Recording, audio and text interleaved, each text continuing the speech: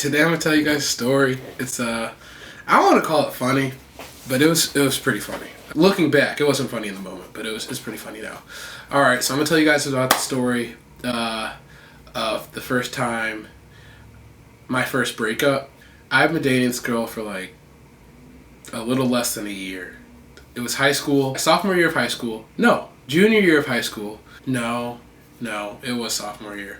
Okay, so sophomore year of high school, I was kind of, getting over this, this relationship. It wasn't a good it was a good relationship at first, but it was one of those relationships that, you kind of get tired of. I decided enough was enough.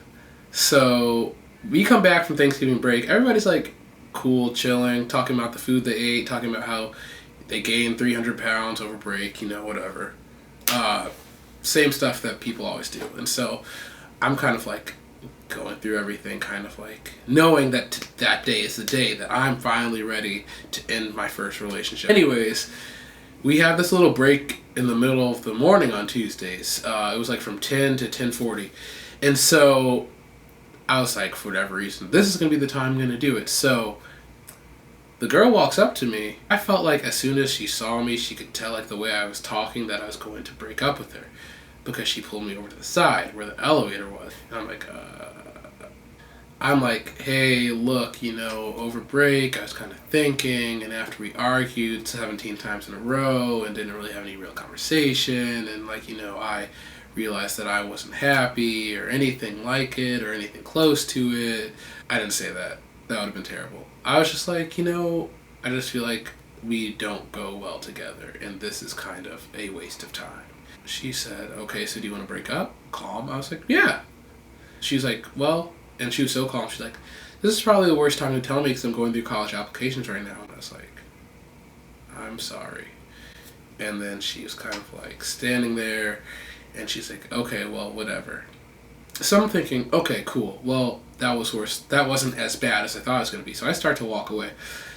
And all of my friends knew I was going to break up with her, because they were all standing there kind of watching, high schoolish. And it was dumb because it was in high school. And immature of me, but also of them, to stand there and watch. So I'm walking away.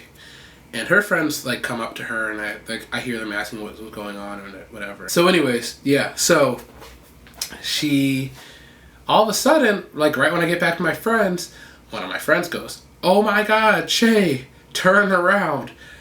I turn around, and I see her, my ex-girlfriend at this point, as of 5 seconds, on the ground, fainted. And I was like, I had no idea what to do. So everybody starts walking over there, seeing what was going on with her. And I'm trying to make sure she's okay. I'm like, are you okay? She's like, leave me alone, leave me alone. I'm like, well, because she had woken up a few minutes after. And so then it got serious, because the nurse came, and the principal came, and the counselors came, and I was sitting there